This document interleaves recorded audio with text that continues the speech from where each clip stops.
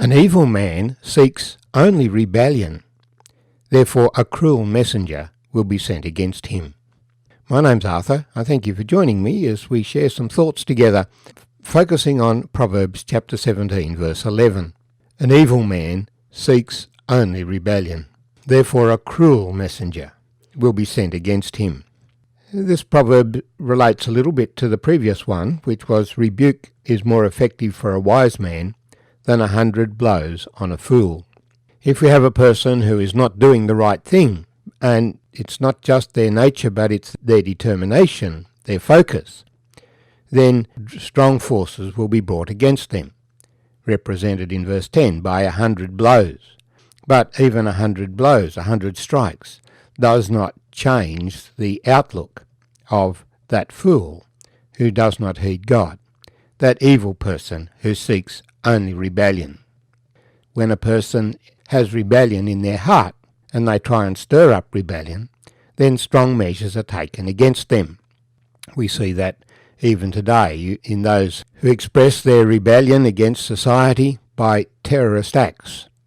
Strong measures are taken against those terrorists. A cruel messenger will be sent against him. One clear example of rebellion in the Old Testament is the story of Dathan and Abiram from Numbers chapter 16. The background here is that Moses had led the children of Israel out of Egypt. They'd been to Mount Sinai, Mount Horeb, and received the law. The Lord had provided for them, and yet the people were continually rebelling against the Lord. After 12 months in the wilderness, they had come ready to come into the land that God promised to give them, but they had refused to go, and so the Lord had turned them back into the wilderness.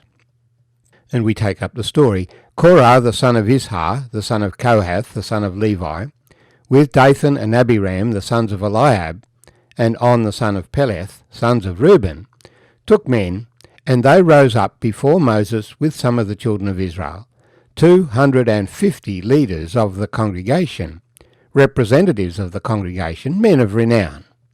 They gathered together against Moses and Aaron, and said to them, You take too much upon yourselves, for all the congregation is holy, every one of them, and the Lord is among them. Why do you exalt yourselves above the assembly of the Lord?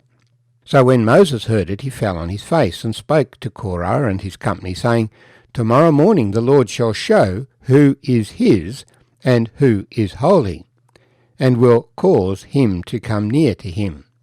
The one whom he chooses, he will cause to come near to him. Do this, take censers, Korah and your company, put fire on them, and put incense in them, before the Lord tomorrow. And it shall be that the man whom the Lord chooses is the Holy One. You take too much upon yourselves, you sons of Levi.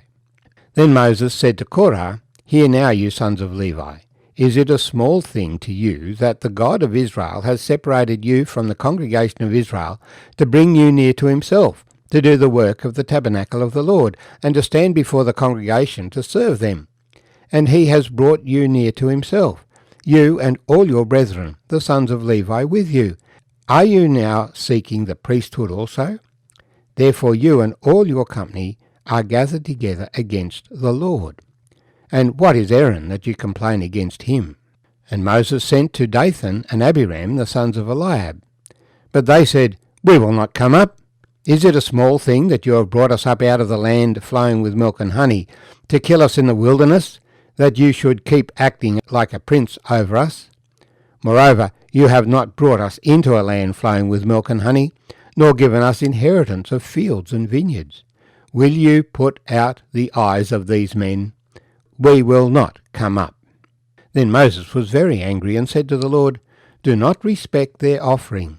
I have not taken one donkey from them, nor have I hurt one of them.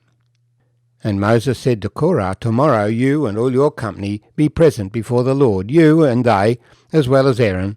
Let each take his censer and put incense in it, and each of you bring his censer before the Lord. 250 censers, both you and Aaron, each with his censer. So every man took his censer, put fire on it, laid incense on it, and stood at the door of the tabernacle of meeting with Moses and Aaron. And Korah gathered all the congregation against them at the door of the tabernacle of meeting. Then the glory of the Lord appeared to all the congregation. And the Lord said to Moses and Aaron, saying, Separate yourselves from among this congregation, that I may consume them in a moment. Then they fell on their faces and said, O God, the God of the spirits of all flesh, shall one man sin, and you be angry with all the congregation? So the Lord spoke to Moses, saying, Speak to the congregation, saying, Get away from the tents of Korah, Dathan, and Abiram. Then Moses rose and went to Dathan and Abiram, and the elders of Israel followed him. And he spoke to the congregation, saying, Depart now from the tents of these wicked men, touch nothing of theirs, lest you be consumed in all their sins. So they got away from around the tents of Korah, Dathan, and Abiram. And Dathan and Abiram came out and stood at the door of their tents with their wives, their sons, and their little children. And Moses said, By this you shall know that the Lord has sent me to do all these works, for I have not done them by my own will. If these men die naturally, like all men, or if they are visited by the common fate of all men, then the Lord has not sent me. But if the Lord creates a new thing, and the earth opens its mouth and swallows them up with all that belongs to them, and they go down alive into the pit, then you will understand that these men have rejected the Lord. Now it came to pass, as he finished speaking all these words, that the ground split apart under them, and the earth opened its mouth and swallowed them up with their households, and all the men with Korah with their goods. So they and all those with them went down alive into the pit. The earth closed over them, and they perished from among the assembly.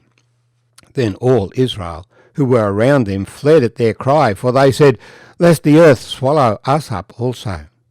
And fire came out from the Lord and consumed the 250 men who were offering incense. Then the Lord spoke to Moses, saying, Tell Eleazar the son of Aaron the priest to pick up the censers out of the blaze, for they are holy, and scatter the fire some distance away. The censers of those men who sinned against their own souls, let them be made into hammered plates, as a covering for the altar, because they presented them before the Lord. Therefore they are holy, and they shall be a sign to the children of Israel.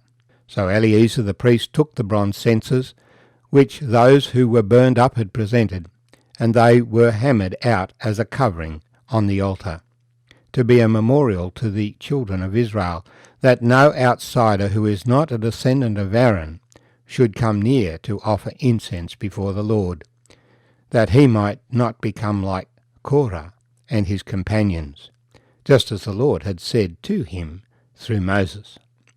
Well, it strikes us that this was a pretty strong response to the rebellion of these men. These were leaders of the people, 250 men of renown from Israel, joined together.